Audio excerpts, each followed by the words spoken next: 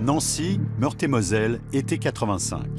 Un homme de 55 ans disparaît mystérieusement, Bernard Etier. Rapidement, les soupçons se portent sur son ancienne maîtresse, une certaine Simone Weber. Il y a une véritable psychose qui se crée d'entrée autour de Simone Weber. Je dis à papa, méfie-toi, j'ai dit c'est une drôle de dame. Et il me disait, mais c'est une femme, elle peut pas me faire de mal, qu'est-ce que tu veux qu'elle me fasse, c'est qu'une femme. Le diable. Le diable.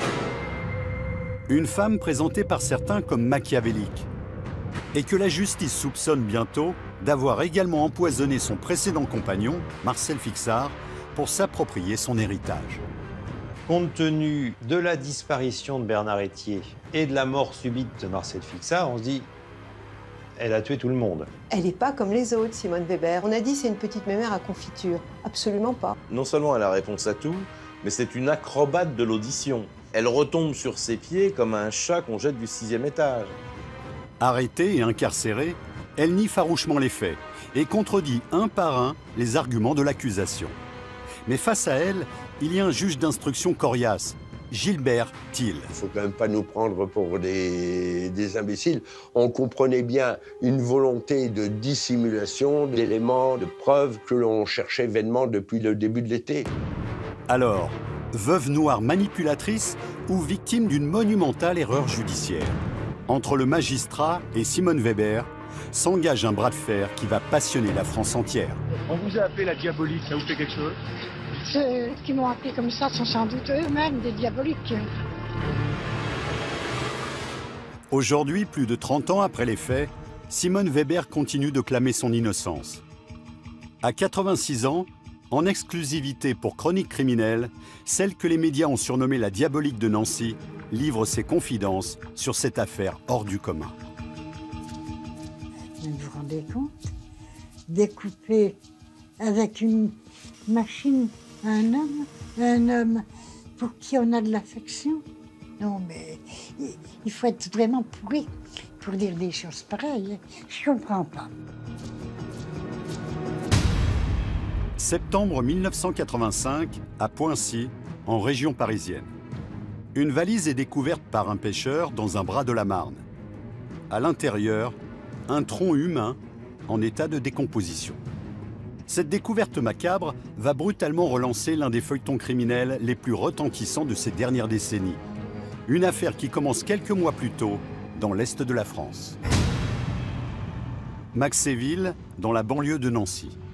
Nous sommes au début de l'été 1985. Cette jeune femme, Patricia, commence à s'inquiéter. Depuis quelques jours, elle est sans nouvelles de son père. Son nom, Bernard Etier. Il a 55 ans et travaille comme contremaître dans une usine de produits chimiques. À l'époque, Patricia est une jeune femme de 25 ans. Comme j'avais l'habitude de rencontrer papa assez souvent ou de l'avoir au téléphone, de toute façon, je passais régulièrement chez lui, au moins une fois par semaine. Et ça faisait un certain temps, à chaque fois que je venais, il n'était pas là, je laissais des messages, j'avais pas de réponse. Il n'avait aucune raison de disparaître comme ça, il partait déjà jamais en vacances. Et de toute façon, on avait toujours des contacts, on était toujours en contact ensemble. Mais jamais me laisser sans nouvelles, non, jamais. Il n'a pas réapparu à son travail, on ne sait pas où il peut être, il n'a aucune raison de fuguer. C'est un homme sans histoire, c'est un quinquagénaire qui travaille, qui mène une vie très paisible. Patricia n'a aucune idée de ce qui a pu arriver à son père. Mais elle a un mauvais pressentiment. Le 29 juin 1985, elle se rend au commissariat de Nancy pour signaler sa disparition. Je lui dis que je suis inquiète parce que papa a disparu et que j'ai pas de nouvelles et que c'est pas normal et qu'il faut essayer de le rechercher, il faut essayer de trouver où il est, quoi. Les policiers qui reçoivent cette jeune fille ne prennent pas l'affaire au sérieux du tout. Ils considèrent qu'à cette période d'été, il y a plein d'hommes qui partent sans forcément prévenir leurs enfants, soit avec une compagne, soit se détendre quelques jours. Les policiers lancent tout de même une procédure de recherche dans l'intérêt des familles. Un acte purement administratif qui enregistre la disparition, mais qui ne déclenche pas de véritable enquête. Patricia Etier comprend que les policiers ne l'aideront pas à retrouver son père. Elle se rend à l'Est républicain, le quotidien local, pour publier un avis de recherche. Sans plus de résultats. Alors, Patricia décide de mener toute seule sa propre enquête.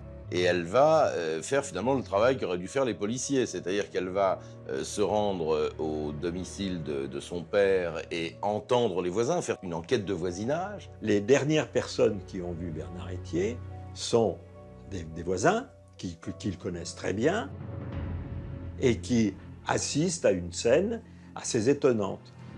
Le samedi précédent, le 22 juin, ses voisins ont remarqué dès l'aube la présence dans le quartier d'une relation de Bernard Etier. C'est la maîtresse de son père, l'ex-maîtresse de son père, une certaine Simone Weber, qui a été vue planquée, entre guillemets, dans sa voiture. Elle guettait Bernard Etier. Il est venu une première fois sortant de son travail, quand il a vu la voiture, il ne s'est même pas arrêté, il est reparti. Il est revenu un petit peu plus tard, elle était toujours là, donc ils sont rentrés ensemble et la porte était restée entrouverte et les voisins ont entendu des disputes, quoi, des mots plus haut que les autres. C'est le début de l'été. Les fenêtres sont grandes ouvertes. Et dans ce quartier ouvrier, les maisons ne sont distantes que de quelques mètres. Le voisinage n'a rien raté de la dispute. Bernard Etier disait à Simone Weber « Je ne veux plus te voir et je ne veux plus que tu remettes les pieds ici ». Et elle lui répondait « Je te tuerai, je te tuerai ». Sur le moment, Patricia Etier n'est pas vraiment surprise par cette violente dispute. Son père lui a déjà parlé de cette Simone, une de ses ex-compagnes âgée de 55 ans dont il était séparé depuis 3 ans, mais avec qui il était toujours en relation. Bernard, son père, lui avait même confié qu'elle le harcelait. Elle notait tous ses faits et gestes, elle l'attendait à la sortie de son travail, l'attendait chez lui et tout. Lui, il disait, mais elle est tout le temps sur mon dos, elle veut toujours savoir ce que je fais, partout. Et Bernard Etier, qui avait 55 ans à l'époque, n'avait pas du tout envie de vivre ça. Et là, il était tombé sur une espèce de folle furieuse. Papa n'avait aucun sentiment pour cette femme-là, pas du tout. Mais papa portait bien son prénom, Bernard. C'était le Saint Bernard, il sauvait toutes les personnes en détresse. Et il lui prêtait son garage pour bricoler. C'est d'ailleurs au début de l'année 85 que Patricia Etier croise par hasard Simone Weber. Je suis allée une fois donc, chez papa, et elle était couchée sous une voiture. J'ai cru que c'était papa qui réparait sa voiture, enfin une voiture. Et je lui dis, papa, t'es là? Et je vois cette Simone Weber qui sort, toute mâchurée de cambouis, de graisse, de machin. Je lui dis, vous êtes qui? Qu'est-ce que vous faites là? Elle me dit, je suis Madame Etier. Ah, je lui dis, non, non, Madame Etier, il n'y en a pas. Il n'y a qu'une Patricia Etier, c'est moi, il n'y a pas de Madame Etier. À l'époque, cette rencontre laisse une drôle d'impression à Patricia, au point de mettre son père en garde. C'est là que j'ai dit à papa, déjà méfie-toi, j'ai dit, c'est une drôle de dame. Et il me disait, mais c'est une femme, elle peut pas me faire de mal, qu'est-ce que tu veux qu'elle me fasse? C'est qu'une femme. Une femme d'apparence inoffensive. Pourtant, Patricia en est convaincue. Simone Weber est forcément impliquée dans la disparition de son père. La jeune femme n'a évidemment pas de preuves. Mais elle trouve le comportement de cette Simone Weber vraiment très étrange, pour ne pas dire carrément suspect. Nancy, début juillet 85. Voilà maintenant plus d'une semaine que Bernard Etier s'est volatilisé. Pour les enquêteurs, pas encore vraiment de quoi s'inquiéter. Mais sa fille, elle, est convaincue que son père n'a pas simplement pris l'air, qu'il s'est passé quelque chose de grave. Elle décide de mener sa propre enquête et la piste, une nouvelle fois, l'amène à la fameuse Simone Weber. Les sœurs de son père, également à la recherche de Bernard Etier, lui racontent en effet qu'elles se sont rendues chez l'ancienne maîtresse et l'ont surprise en plein remue-ménage de son 2 pièces cuisine. Elle a les mains bandées. Bon. Visiblement, son appartement a été lavé à grande eau. Il y a des sacs poubelles qui traînent un peu partout. Enfin bon, il y a tout un tas de choses assez étranges. Et l'attitude de Simone Weber n'est pas normale. Elle ne regarde pas dans les yeux, elle a l'air gênée. Un comportement étrange. Simone leur explique qu'elle nettoie son logis et qu'elle s'est blessée en faisant du jardinage. Évidemment, les 2 sœurs vont demander si elle a eu des nouvelles, si elle a des nouvelles de Bernard Etier, et elle va répondre qu'elle n'a pas de nouvelles de Bernard, qu'il est parti, qu'elle l'a vu le 21 ou le 22 juin, mais que depuis, elle n'a aucune nouvelle de lui. Des explications jugées de plus en plus invraisemblables par l'entourage du disparu. Il y a une véritable psychose qui se crée d'entrée, tous les soupçons, immédiatement, de toutes les personnes voisines de Bernard Etier vont se porter sur Simone Weber. Aujourd'hui encore, plus de 30 ans après les faits, Simone Weber affirme n'être pour rien dans la disparition de Bernard Etier. Elle vit désormais retirée dans le sud de la France. C'est une vieille femme de 86 ans qui a accepté en exclusivité de témoigner dans Chroniques criminelles. Je ne savais rien, à part qu'il n'était pas là. Moi, je ne contrôle pas ce que Bernard faisait, pas du tout. Durant ce fameux été 85, Patricia, elle, est toujours folle d'inquiétude. Jusqu'au jour où elle reçoit un coup de fil qui lui laisse craindre le pire. Je reçois un appel de l'employeur de papa, à l'époque c'était la compagnie Solvay, qui me demande si j'ai de ses nouvelles. Je lui dis ben non, toujours pas. Et eux me disent qu'ils ont reçu un certificat médical, mais qu'il est bizarre, il n'y a pas son numéro de sécurité sociale, l'écriture n'est pas la sienne, c'est mal, la signature n'est pas la sienne. Alors ça veut dire évidemment que quelqu'un veut se faire passer pour Bernard Etier, mais ça veut surtout dire qu'on essaye de faire vivre Bernard Etier, de dire finalement il est malade, donc il n'a pas disparu puisqu'il est malade. L'employeur de Bernard Etier alerte le commissariat de Nancy. Cette fois, enfin, la police prend l'affaire au sérieux. Alors, qui se cache derrière ce mystérieux arrêt de travail? 2 policiers sont chargés d'enquêter. Parmi eux, Christian Jacques. Il est à l'époque jeune inspecteur. On s'est aperçu que le certificat médical avait été posté de la région parisienne. Donc on a fait contacter par des collègues de Paris le fameux médecin qui n'a pas du tout reconnu Bernard Etier comme étant son patient, en précisant que c'était un homme jeune qui n'avait rien à voir avec Bernard Etier. Un homme que les policiers vont rapidement retrouver en se rendant à l'adresse de visite du médecin. Il s'appelle Pascal Lamoureux. C'est le compagnon d'une certaine Brigitte Weber, la fille de Simone Weber. Une nouvelle fois, tout converge vers cette femme étrange. Donc les policiers vont entendre Pascal Lamoureux, là, le gendre de Simone Weber, qui va reconnaître assez rapidement, assez facilement d'ailleurs, qu'il a fait ça à la demande de Simone Weber. Selon elle, c'était uniquement pour éviter à Bernard Etier des ennuis avec son employeur en raison de son absentéisme. J'ai rencontré un monsieur, un ouvrier de chez Solvay, qui m'a dit que Bernard, ça lui était arrivé de manquer longtemps son travail et qu'il avait failli perdre son travail. Une version pourtant en contradiction avec les vérifications faites à l'époque. Bernard Etier n'était jamais absent de son travail. Jusqu'ici, Simone Weber, 55 ans, n'était pas vraiment suspecte aux yeux des enquêteurs. Mais cette tentative de falsification les laisse perplexes. Et si Patricia Etier, sa fille, avait tout simplement raison? Que cachent au juste les manigances de Simone Weber? C'est bon, on tient la bonne personne, il faut maintenant un peu gratter autour de la personnalité de Simone Weber, recueillir des témoignages. Désormais, tout le monde pense que la disparition cache quelque chose de beaucoup plus grave. Là, j'ai eu peur. Là, je me suis dit, là, c'est fini. Il y a quelque chose qui est arrivé, il n'est plus là. C'est pas possible. Le 11 juillet 1985, persuadés que Simone Weber est impliquée dans la disparition de Bernard Etier, les enquêteurs se rendent pour la première fois au domicile de la suspecte, au 158 du boulevard de Strasbourg, à Nancy. Mais ce jour-là, la locataire qui les intrigue tant ne se trouve pas chez elle.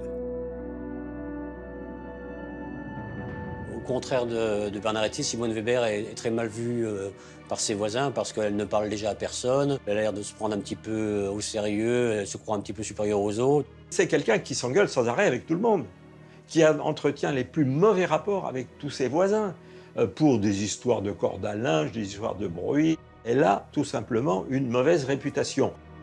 Une enquête de voisinage qui amène les policiers à questionner le couple Hague. Ce sont les personnes âgées qui vivent au rez-de-chaussée, soit juste en dessous du logement de Madame Weber. Le couple livre alors un témoignage presque inespéré pour les enquêteurs. c'est-à-dire dans la nuit du 23 au 24. Aux alentours de minuit, ils ont entendu un bruit lourd, comme quelque chose qui tombe au sol lourdement. Ils ont même évoqué un corps humain qui chuterait au sol. Lors de ces auditions devant les enquêteurs, ces témoins se font encore plus précis. Ils ont entendu un bruit et ils disent comme un bruit de machine. Comme un gros aspirateur, mais qui reste en place. Donc ça leur a paru bizarre. Et ce n'est pas tout. La voisine, Marie Hague, raconte que vers 6 h du matin, elle a été réveillée par des bruits étranges. Par le Judas, puis par la fenêtre, elle a même observé sa voisine se livrer à un curieux manège. Elle a vu Simone Weber qui passait en portant des sacs qui avaient l'air assez lourds, d'ailleurs des sacs poubelles qui avaient l'air assez lourds, et qu'elle portait dans sa voiture. Qu'est-ce que c'est que ces sacs poubelles déménagés en pleine nuit et pas mis à la poubelle, mais mis dans un coffre de voiture? Leur témoignage, il est crédible, il a des lacunes. Ils ont vu beaucoup de choses, mais pas tout. On ne sait pas ce qu'il y a dans les sacs, on ne sait pas ce qu'ils sont devenus. Un faux certificat médical, des témoignages troublants, autant de faits inquiétants auxquels s'ajoute bientôt un autre élément étrange. La voiture de Bernard Etier, une Renault 9, a elle aussi disparu de la circulation. Si Simone Weber est pour quelque chose dans la disparition de Bernard Etier, c'est forcément elle qui a également fait disparaître la voiture.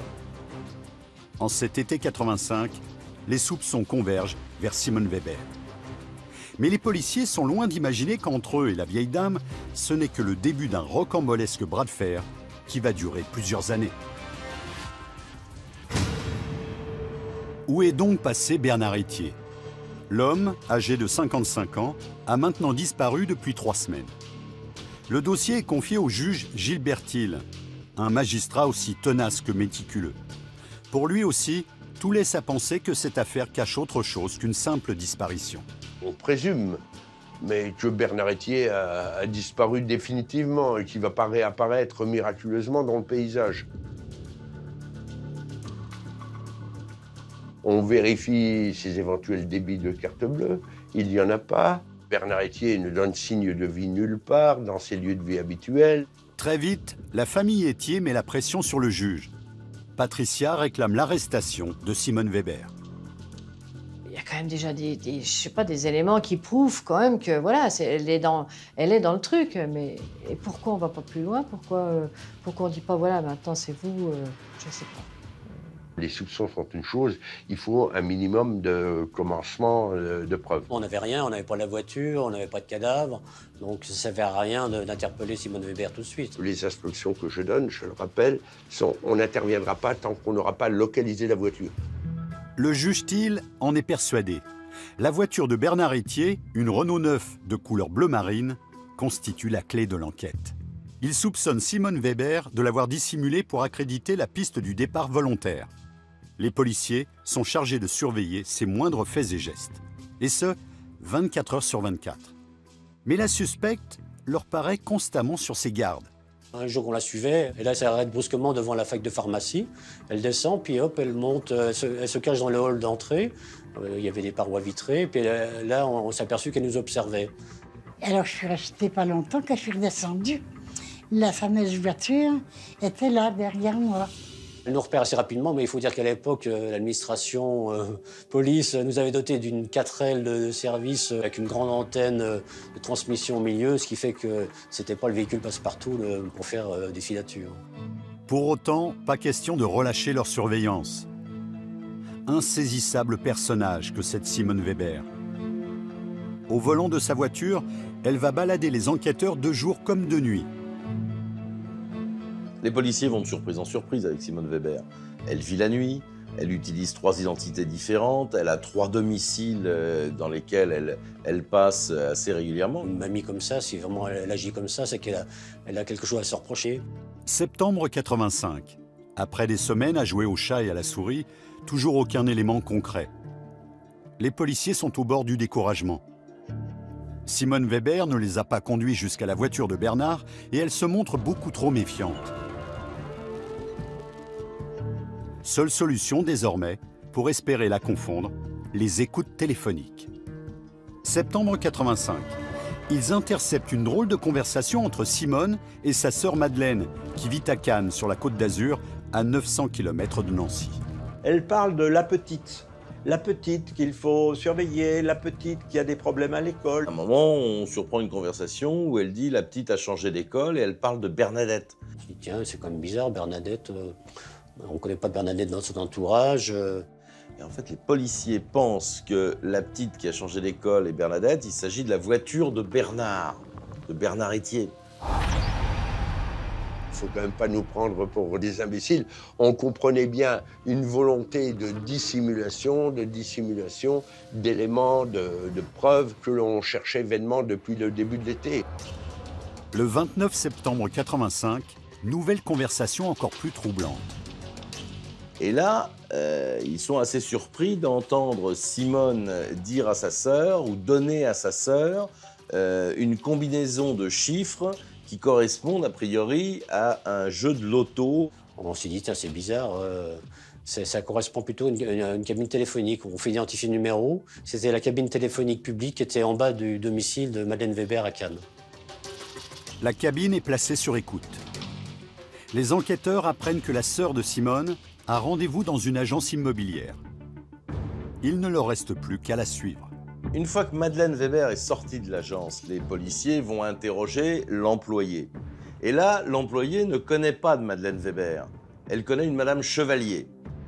C'est sous ce faux nom que la sœur de Simone Weber loue un box fermé au sous-sol d'un immeuble de Cannes. On demande aux collègues de Cannes de voir s'ils peuvent jeter un œil dans le garage. Ils ont pu déterminer qu'il y avait une R9 bleue à l'intérieur. Donc on s'est dit, c'est bon, c'est la voiture de Bernard Etier. Début novembre 85, soit 4 mois après la disparition de Bernard Etier, l'enquête vient de basculer. La justice décide qu'il est temps de passer à l'action. La voiture retrouvée à Cannes est bien celle de Bernard Etier. Le 8 novembre, les deux sœurs Weber sont interpellées. Une équipe d'enquêteurs se déplace tout spécialement à Cannes pour arrêter Madeleine. Dans la foulée, les policiers vont faire une perquisition au domicile de Madeleine et ils vont découvrir la carte grise de la voiture de Bernard Etier sous un coussin, ainsi que le trousseau de clés dans une potiche. On lui demande c'est quoi ça, à quoi ça correspond. Ah ben elle s'explique pas, elle sait pas comment c'est arrivé sous le coussin du canapé. Les policiers décident alors de la conduire menottée jusqu'à la voiture de Bernard Etier. Elle a reconnu effectivement avoir loué le box à la demande de sa sœur Simone, mais uniquement pour rendre service à Bernard Etier, pour ne pas que sa voiture soit dégradée. Elle donne en fait un petit peu le même mode de défense que Pascal Lamoureux lorsqu'il a fait faire le faux certificat d'arrêt de travail. Et là, c'est pour rendre service. En fait, c'est une famille où ils rendent beaucoup de services. La complicité de Madeleine Weber dans l'affaire ne fait plus aucun doute. À Nancy, le même jour, Simone Weber est interpellée dans son appartement de l'avenue de Strasbourg. Lors de la perquisition, les policiers vont faire des découvertes encore plus étonnantes. Et on arrive dans un appartement où on se retrouve avec des armes, et notamment une espèce de carabine 22 long rifle équipée d'un silencieux, approvisionnée d'une balle dans le canon. Mais Simone Weber a réponse à tout. Il dit, mais vous avez un fusil là? Je dis, ben oui, j'ai mis un fusil là, pas pour tuer, parce qu'il y a des voyous qui abîment les voitures. On retrouve de la dynamite, on retrouve des tas de choses qu'on ne s'attend pas à trouver chez des personnes d'un certain âge. Elle n'est pas comme les autres, Simone Weber. Elle fait pas. On a dit c'est une petite mémère à confiture. Absolument pas. Elle aime bien avoir une carabine chez elle. C'est une femme qui a passé quand même une bonne partie de sa vie seule. L'appartement est un véritable capharnaüm. Il y a aussi des piles de papier partout. Et tout l'outillage du parfait faussaire. Ils vont découvrir tout un stock de tampons de mairie, de formulaires vierges d'état civil, de certificats médicaux, d'ordonnances médicales vierges. Ça donne une somme incalculable de faux à l'état d'ébauche, de brouillons, d'avant-projet de brouillons, qui comportent pour la plupart la signature imitée de Bernard Etier. Et parmi ces centaines de documents, les inspecteurs trouvent une feuille de papier qui les intrigue encore plus. Les policiers vont découvrir une facture d'une disqueuse, d'une meuleuse, qui a été louée le 21 juin et qui devait être rendue le 28 juin. En fait, elle a loué cette meuleuse la veille de la disparition de Bernard Etier. Quelques jours plus tard, elle l'a déclarée perdue. Et lorsqu'ils vont finir leur perquisition par le véhicule de Simone Weber, ils vont retrouver cette meuleuse dans le coffre. Les policiers n'ont pas oublié le témoignage des voisins. Un corps qui tombe, un bruit de machine et les allées et venues de Simone Weber. On se souvient des fameux sacs poubelles, on revient toujours au même point. Donc forcément, ce corps a été découpé. La thèse, bien sûr, qui prévaut, c'est l'assassinat de Bernard Etier à coup de fusil et ensuite le découpage du corps avec la meuleuse à béton. L'appartement où se serait déroulé le crime, puis le dépeçage, est inspecté minutieusement. Aucune trace de sang, donc toujours pas de preuves. Seule solution pour les enquêteurs, placer Simone Weber sous le feu des questions et tenter de la faire avouer. Elle donne une réponse approximative, ou elle change de version. Enfin, c'est toujours un petit peu à géométrie variable, ces déclarations. Vous n'êtes pas inquiété, vous ne savez pas, vous l'auriez pas tué, je ne sais pas. Je ne savais même pas qu'il y avait eu une plainte de déposer. Elle conteste absolument avoir quelque chose à voir dans la disparition de Bernard Etier. Non seulement elle a réponse à tout, mais c'est une acrobate de l'audition. Elle retombe sur ses pieds comme un chat qu'on jette du 6e étage. Dans l'appartement, les policiers ont aussi retrouvé des lettres adressées à Bernard Etier. Des pages et des pages où Simone lui reproche de fréquenter d'autres femmes. Une jalousie maladive, certainement le mobile de ce crime sans cadavre. On n'était pas des amants. On n'a même jamais eu un pauvre petit bisou sur les lèvres. Jamais. On n'a jamais eu de rapport sexuel. Il venait faire mon gazon. Et il aime bien bricoler. Et dire que c'est moi qui l'ai tué, oh non. Vraiment. Ah non. Elle estime qu'il a dû partir avec une de ses conquêtes. Elle ne donne aucun détail, mais on comprend aussi dans une situation comme ça. Je veux dire, quelqu'un qui part avec une autre femme, il ne donne pas forcément des explications, ni des noms, ni des destinations. À la 30e heure de garde à vue, le juge donne son feu vert pour durcir les interrogatoires. Simone Weber est informée que sa sœur Madeleine a été arrêtée et la voiture de Bernard Etier retrouvée. Elle dit que sa sœur n'a rien à voir dans l'histoire, qu'elle a effectivement demandé à sa sœur d'abriter la voiture de Bernard Etier, mais c'est uniquement pour rendre service à Bernard, pour pas que la voiture soit endommagée, quoi. Et il y a des gens qui abîmaient des voitures, volaient les pneus.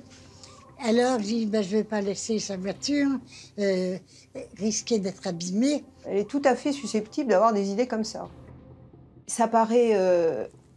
mais moi, je crois qu'elle est capable de dire on ne va pas laisser cette voiture traîner, une voiture qui peut servir, etc. À l'issue des gardes à vue, les policiers n'ont rien obtenu ni de Simone Weber, ni de sa sœur Madeleine. Le 10 novembre 1985, plus de 4 mois après la disparition de Bernard Etier, elles sont pourtant toutes les deux incarcérées sur décision du juge. Une histoire de corps découpés à la meuleuse à béton, mais aucune preuve à l'horizon, et toujours pas de cadavre. La France se passionne pour cet incroyable feuilleton. Celle qui se présente comme une innocente mamie un peu bourgeoise, serait-elle en fait une meurtrière machiavélique? Le juge Thiel est dans une impasse. Il n'a ni cadavre, ni preuve, ni mobile. Et si la clé se trouvait dans le passé de la mystérieuse Simone Weber?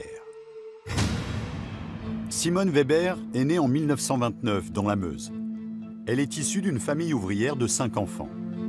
La jeune Simone est de nature débrouillarde et plutôt ambitieuse. Mais dans son existence, rien ne va se passer comme prévu.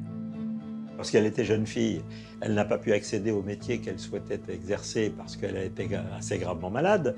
Elle avait des problèmes de santé, elle s'est retrouvée à être obligée de vivre à la montagne parce qu'elle a eu une pleurésie. Ça l'a obligée à apprendre un métier de couturière qu'elle n'avait peut-être pas envie d'apprendre. Elle a voulu devenir infirmière, mais elle n'a pas pu finir parce qu'elle est retombée malade. Enfin bon, elle s'est retrouvée avec rien. Toute sa vie, ça va être une personne qui s'estime déclassée. Elle se veut bourgeoise. Simone Weber rêve plus que tout d'une bonne situation.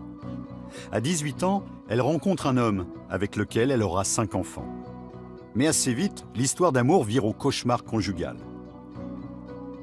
Elle le met à la porte parce qu'il picole, parce qu'il fait rien, parce qu'il est un coureur de jupons. Elle le harcèle, elle le suit, elle est jalouse, elle lui fait des reproches parce qu'il y a d'autres femmes autour de lui. Le couple vole en éclats. À 28 ans, Simone Weber se retrouve seule avec ses 5 enfants. Elle doit travailler pour les élever. Et sa vie professionnelle sera tout aussi chaotique que sa vie de famille. À l'époque, elle n'a pas une santé terrible, et elle va faire tout un tas de boulots. Elle a fait des boulots sans grand intérêt. Elle a essayé de monter des sociétés sur Strasbourg, notamment pour des petites annonces, mais à chaque fois ça a capoté. Des difficultés auxquelles s'ajoute un terrible drame. En 1968, sa fille aînée, Catherine, décède brutalement à l'infirmerie du lycée d'une surdose de Theralène, un médicament contre la toux couramment utilisé à l'époque. Alors vous savez, quand on vit des choses et perdre un des siens, c'est ça. C'est quelque chose qui nous prend dans le cœur. Elle n'a jamais digéré quelque part la mort de sa fille en considérant qu'il y avait certainement des responsabilités médicales, etc., qu'elle n'était pas morte comme ça d'une crise cardiaque, quoi. Elle voudrait qu'on lui dise que sa fille a été victime de quelqu'un. Alors que on ne sait pas si elle s'est trompée de médicament, elle s'est suicidée, elle s'est intoxiquée. Seule contre tous, la mère de famille attaque même l'école en justice. Elle veut à tout prix obtenir réparation. Elle va elle-même et ses enfants et ses autres enfants ingurgiter des doses très exagérées de ce médicament pour prouver qu'on n'en meurt pas. Mais il faut quand même se mettre dans la peau d'une mère qui vient de perdre sa fille, quoi. Compte tenu du choc que ça représente, on peut quand même peut-être déraper un peu dans sa recherche de la vérité. En 1972, la justice prononce un non-lieu. Simone Weber n'arrivera jamais à faire le deuil de sa fille Catherine.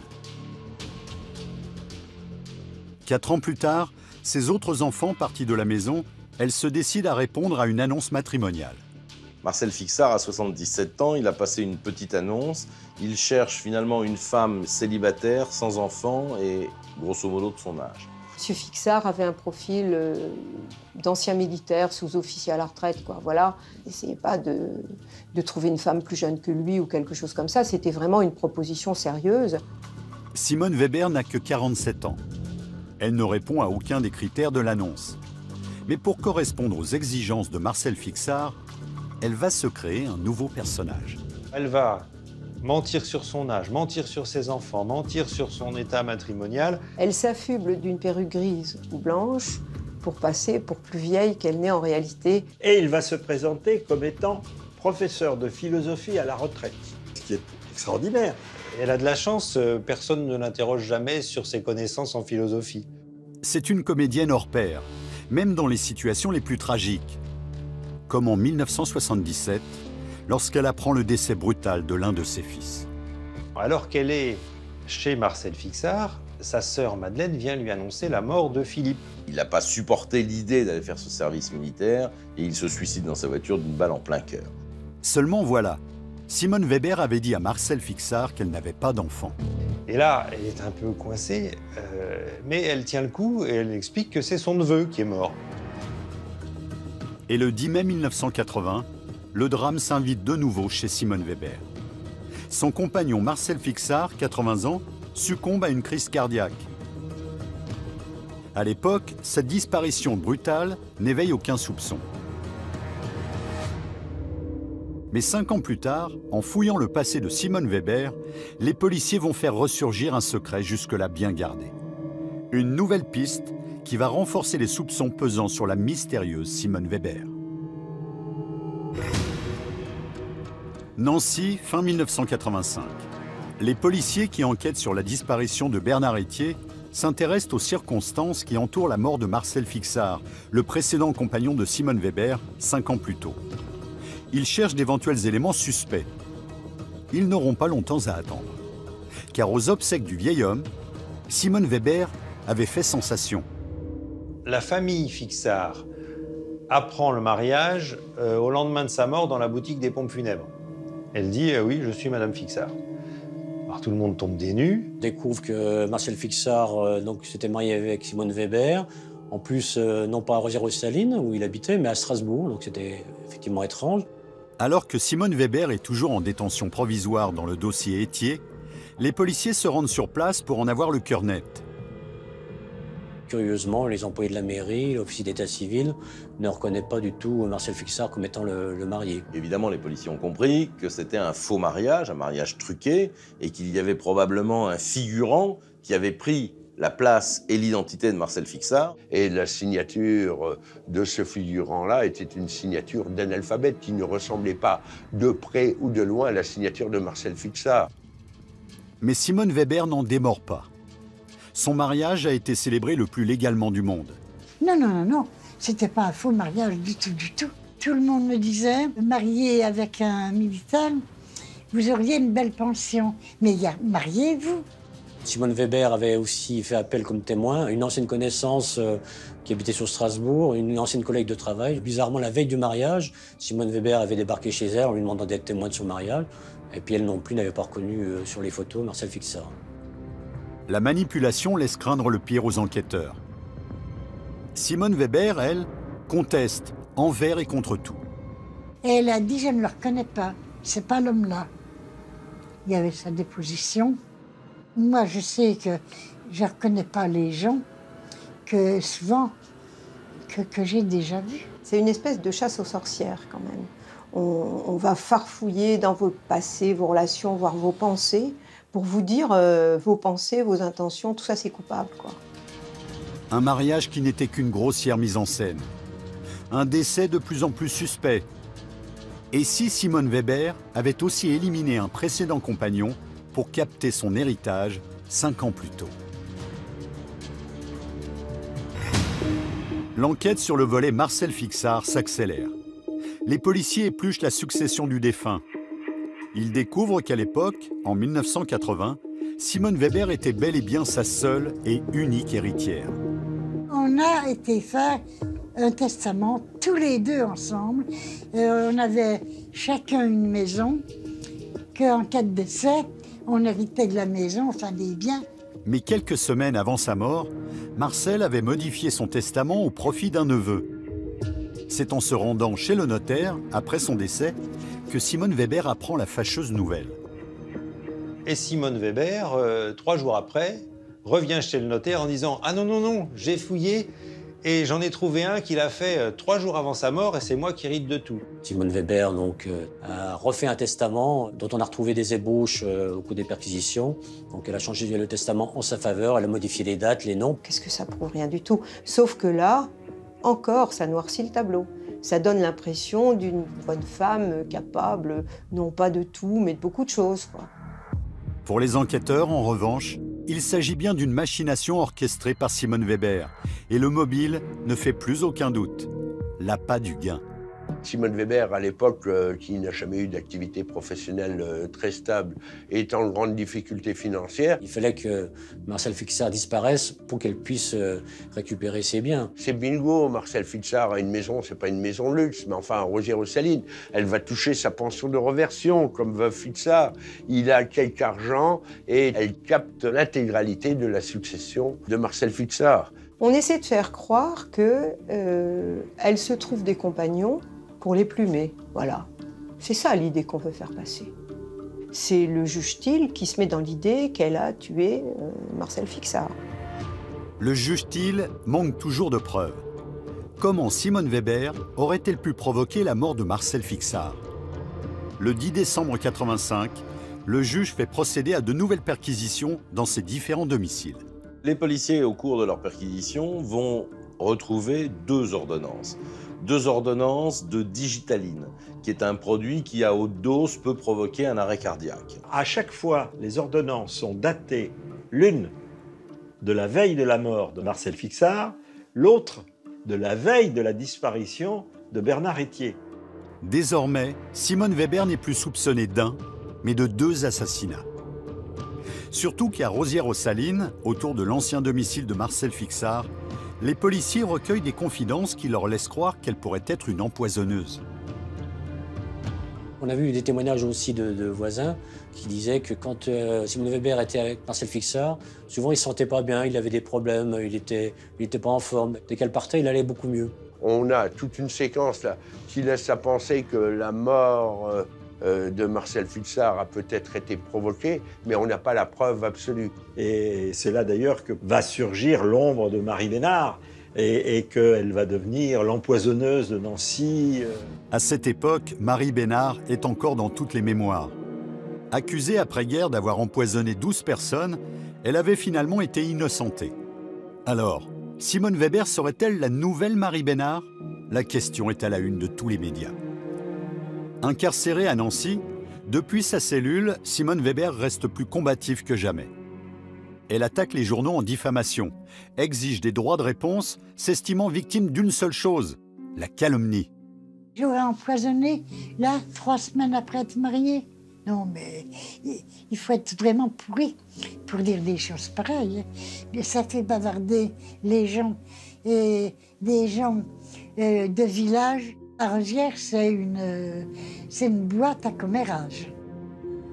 Et pour faire entendre sa vérité, Simone Weber réclame l'exhumation du corps de Marcel Fixard. Elle espère ainsi prouver son innocence et démontrer qu'il n'y a aucune trace de poison. 22 janvier 86. Le juge accède à sa demande. Le corps est extrait de sa sépulture devant les caméras de télévision. Le corps est autopsié presque 6 ans après la mort donc, de Marcel Fixard. L'intérieur du corps ne ressemble plus à grand-chose. Et la toxicologie a fini par tomber en disant on n'a pas retrouvé de traces significatives de produits digitaliques. Les experts ont dit qu'il n'y en avait pas, qu'ils n'en ont pas découvert, mais ça ne veut pas dire qu'il n'y en avait pas eu non plus. Pour le juge Gilles Bertil, c'est le retour à la case départ. Et si en fin de compte, Simone Weber disait la vérité? Si elle n'était que la victime d'invraisemblables coïncidences. Pourtant, le 21 février 86, après 6 mois d'enquête, le magistrat l'inculpe pour le faux mariage et le faux testament dans le dossier Marcel Fixard. Concernant Bernard Etier, le juge a reçu les résultats des expertises de la meuleuse à béton retrouvée dans le coffre de la voiture de Simone Weber. De quoi va-t-on se rendre compte? 1, qu'elle a été démontée et remontée. 2, elle a été lavée à grande eau. Et on retrouvera à l'intérieur de cette disqueuse des substances humaines en quantité infinitésimale. Ils ont simplement déterminé qu'il y avait des substances dans la meuleuse d'origine humaine, mais sans savoir, sans pouvoir déterminer si c'était du sang, de la sueur ou de la salive. Résultat, au bout d'1 an d'enquête, les charges qui pèsent réellement sur Simone Weber restent bien minces. Un crime sans cadavre pour Bernard Etier. Et un empoisonnement sans poison pour Marcel Fixard. La presse évoque même le spectre d'une double erreur judiciaire. Mais une information va bientôt parvenir aux enquêteurs. Un nouvel épisode qui va faire définitivement basculer toute cette affaire. Juillet 86. L'enquête est au point mort. Les policiers piétinent et ne parviennent pas à élucider la disparition de Bernard Etier. C'est alors qu'ils reçoivent la visite d'un collègue d'un autre service. Un fonctionnaire de la police judiciaire de Nancy vient nous trouver avec à la main une circulaire de diffusion concernant la découverte d'un tronc humain dans une valise dans la rivière la Marne à Poincy. Ce tronc humain a été retrouvé par un pêcheur 1 an plus tôt, en septembre 85, soit 3 mois après la disparition de Bernard Etier. Et pas n'importe où. Or, il se trouve que l'endroit où il a été découvert, c'est un endroit qui est sur la route qui mène de Nancy au domicile de la fille de Simone Weber. Souvenez-vous, quelques jours après la disparition de Bernard Etier, Simone Weber s'était rendue en voiture chez sa fille en région parisienne pour établir le faux arrêt de maladie. Donc, dans l'esprit des enquêteurs, si la valise qui contenait le corps était dans son coffre, elle a pu la déposer à ce moment-là. Mais les enquêteurs ne veulent pas crier victoire trop vite. Ce tronc humain a séjourné plusieurs mois sous l'eau. Son identification s'annonce difficile. Ni tête, ni bras, ni jambes, hein. Et le tout dans un état de putréfaction. Rien de ce qui permet généralement les identifications en particulier les dents, n'existe. Le juge Thiel ordonne tous les examens possibles à l'époque. Il fait même appel à un laboratoire anglais à la pointe de l'expertise génétique. Mais nous ne sommes qu'au début de l'ADN, et ces analyses ne permettent pas d'établir l'origine exacte du tronc. La seule chose qui va le rattacher à Bernard Etier, c'est une analyse du squelette. On a un corps qui a une vertèbre qui ressemble à celle de Bernard Etier. On a sur la radiographie une clavicule qui a une légère déformation comme celle de Bernard Etier. Pour s'assurer définitivement que le tronc est bien celui de Bernard Etier, les policiers font appel à sa fille, Patricia.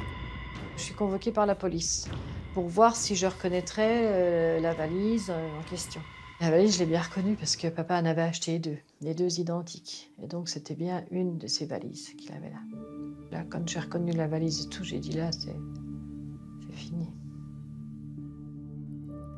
Simone Weber se serait-elle débarrassée des restes de Bernard Etier en utilisant sa propre valise? Et j'aurais porté un corps et le soulevé avec des parpaings au-dessus du pont-polant. Oh, mais il faut être taré à mort pour dire des choses pareilles. Septembre 86, soit un peu plus d'1 an après la disparition de Bernard Etier. Simone Weber, en détention provisoire depuis 10 mois, est extraite de sa cellule pour être interrogée par le juge.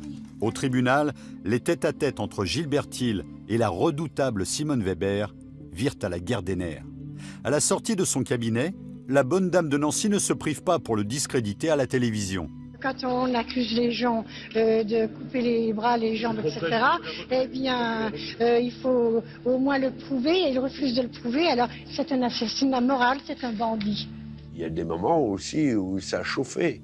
Alors bon, j'essayais de la canaliser un peu, ça même été parfois un peu violent verbalement de ma part. Elle est difficile avec tout le monde. Elle est difficile aussi avec ses avocats. Elle les met tous à la porte, elle les a tous congédiés l'un après l'autre.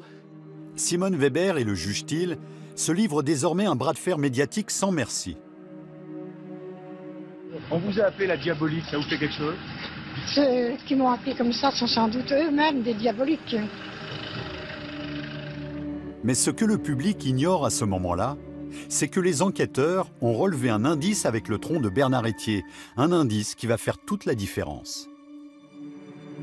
La valise était lestée par un parpaing recouvert de peinture bleue. Un bleu très particulier qui leur rappelle une couleur qu'ils avaient vue sur les gouttières de la maison occupée par Simone Weber. Le juge fait procéder à toute une batterie d'expertises scientifiques sur cette peinture bleue. C'est la même structure morphologique, les mêmes pigments, la même structure chimique, etc. C'est la même peinture. Alors à un moment, ça fait beaucoup de coïncidences. Le lien est enfin établi entre le tronc de Bernard Etier et Simone Weber. L'enquête se réoriente vers le pavillon de Rosières-aux-Salines, le domicile de Simone Weber. Et si de nouveaux indices y étaient cachés quelque part? On retourne tous les meubles, on arrache les moquettes, on regarde partout. La défense cherchait à ridiculiser l'ampleur des saisies en disant il n'organise pas des perquisitions, ce sont des déménagements. Droit dans ses bottes, le juge fait même réquisitionner une pelleteuse pour retourner le terrain. Simone Weber, de son côté, ne semble pas le moins du monde déstabilisée par les recherches à grande échelle ordonnées par le juge Thiel. Bien au contraire. Elle fait la star au milieu du jardin, là, avec ses avocats et le juge Thiel. Elle lui parle des mirabelles, du jardin, des banalités de la vie. Je pense qu'elle savait très bien qu'on ne trouverait rien de compromettant pour elle et puis qu'on faisait ça pour rien, quoi. Le 14 mai 86, 11 mois après la disparition de Bernard Etier, le magistrat organise de nouvelles fouilles dans le cimetière de Rosières-aux-Salines. Un nouveau témoignage lui est parvenu. Simone Weber aurait été vue en train de jeter des sacs poubelles dans un ossuaire. Il a fallu qu'on mette les masques respiratoires, donc on est descendu au fond avec le matériel adapté pour pouvoir fouiller les ossements. On était sur notre planète, là, fouiller des ossements, bon, il faut une veine accrochée. Les policiers remontent des crânes, des os et tout un tas de restes humains. On n'a pas trouvé de traces de corps pouvant correspondre à Bernard Etier ou de corps récemment découpés. Une fois de plus, les avocats de Simone Weber dénoncent l'acharnement du juge Thiel. Mais le responsable de l'enquête ne désarme pas. Juin 87, le magistrat ordonne des fouilles encore plus spectaculaires. Il fait vider un canal. Un témoin aurait aperçu la voiture de Simone Weber stationnée là, peu après la disparition de Bernard Etier. Les enquêteurs repêchent 2 disques de meuleuse, mais ils ne correspondent pas à la machine saisie chez Simone Weber. Pour le juge Thiel et ses hommes, c'est un échec supplémentaire. 9 novembre 87, la défense de Simone Weber contre-attaque. L'avocat de Simone Weber avait l'intention de procéder à une reconstitution sauvage, et oui, c'est le terme, du crime dont elle est inculpée, c'est-à-dire le meurtre de son amant. C'est l'avocat vedette Jacques Vergès qui défend la désormais célèbre Simone Weber. Il se présente à son appartement avec des poulets pour les découper avec une meuleuse à béton. Il voulait démontrer qu'elle n'aurait pu s'en servir pour découper le corps sans que ses voisins l'entendent et sans occasionner de dégâts dans l'appartement. Le juge a fait poser des scellés pour interdire l'accès au logement et empêcher la reconstitution. Jacques Vergès crie au scandale. Il s'agit là donc d'un refus de la part du juge de voir éclairer le fondement de l'accusation. Nous considérons que c'est une violation des droits de la défense et encore plus que c'est un attentat aux libertés. Le juge Thiel, qui envisage une reconstitution semblable, refuse de se faire dicter la marche à suivre. Je sais que je vais le faire, mais ça suppose une certaine logistique. Moi, je ne suis pas là pour faire dans l'excentricité, genre un poulet tué à l'étouffer, on va lui donner un coup de destrueuse. Un an plus tard, le 1er décembre 88, le juge Thiel procède enfin à la fameuse reconstitution. Je prends un antérieur de bœuf, je prends également du mouton, je prends du veau, avec des sections différentes, et on chronomètre avec la même machine. L'objectif, vérifier que Simone Weber aurait pu découper le corps. En réalité, ça dure que quelques secondes pour couper les chairs et puis un os. Le disque tourne tellement vite, il cautérise toutes les chairs, dénudées ou non, et l'os, et ça ne fait absolument aucune projection digne de ce nom. Pour le juge Thiel, le crime a très bien pu être commis dans l'appartement. Et cela expliquerait que les policiers n'aient pas retrouvé de traces de sang. Et il y a plus troublant encore. Et on s'aperçoit qu'au niveau des décibels, la disqueuse à béton ne fait pas plus de bruit qu'un aspirateur. Donc. Les enquêteurs en reviennent à leur hypothèse de départ. Simone Weber aurait tué Bernard Etier avec le fusil équipé du silencieux, avant de le découper avec la meuleuse. Un scénario qui correspond aussi au témoignage des voisins. Ils avaient parlé d'un bruit de moteur entendu dans la nuit du 23 au 24 juin 85. Et du coup, c'est très important, ça rend plausible le témoignage des épouagues. Clairement, Simone Weber a probablement tué Bernard Etier, l'a découpé en morceaux. Et du coup, indirectement, ça rend plausible la suite du témoignage des épouagues quand Madame Hague voit Simone Weber descendre de chez elle, transporter des sacs poubelles. Les sacs que Marie Hague a vu passer, c'est les restes du corps de Bernard Etier. Il y a trop de choses qui se passent en même temps. Simone Weber est directement impliquée dans la mort qu'elle a administrée à Bernard Etier, qui n'a plus réapparu depuis le 22 juin 1985. Juin 90. Malgré 5 longues années passées en détention provisoire, Simone Weber, 60 ans, clame toujours son innocence. Mais elle doit répondre devant les assises des assassinats de Bernard Etier et de Marcel Fixard. D'un côté, un dossier rempli de faits troublants, mais sans preuve accablante. Et de l'autre, une vieille femme combative, déterminée à convaincre le jury de son innocence. L'affaire fascine la France.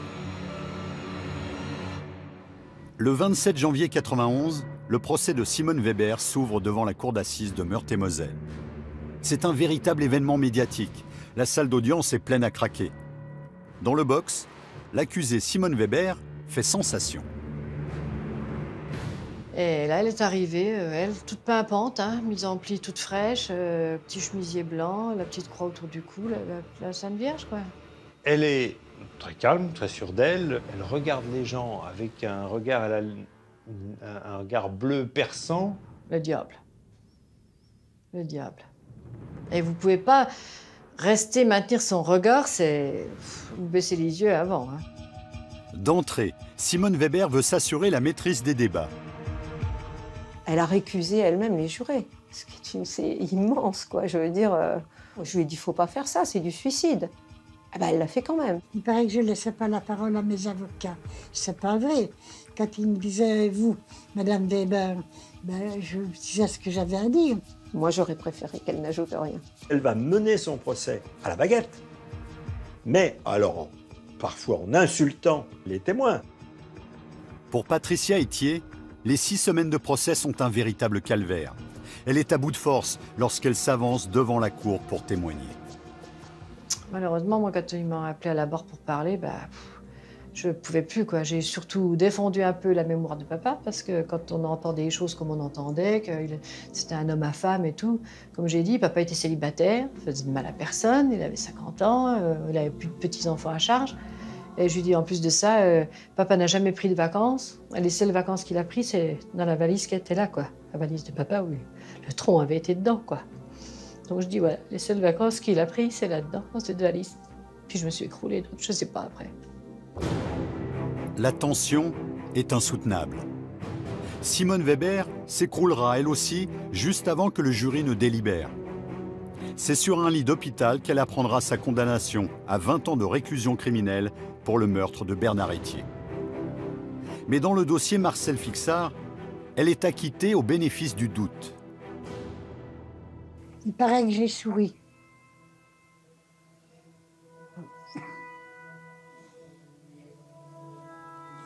Je ne sais pas si c'est vrai, je ne me rappelle pas. Aujourd'hui, à 86 ans, Simone Weber vit à Cannes, dans la même résidence que sa sœur Madeleine, condamnée à l'époque à 2 ans de prison avec sursis pour destruction de preuves. 25 ans après son procès, celle que l'on avait surnommée la diabolique de Nancy aura purgé un total de 14 ans de détention. Mais depuis sa sortie de prison en 1999, elle n'a jamais changé sa version des faits. C'est misérable de condamner des innocents. Mais vous vous rendez compte? Découper avec une machine un homme pour qui on a de l'affection. J'ai même écrit, il faudra que je vous le donne, et plusieurs pages, et marqué en gros, je suis innocente. Elle partira avec son secret. Partira avec son secret, ses mensonges, tout. Elle ne dira pas.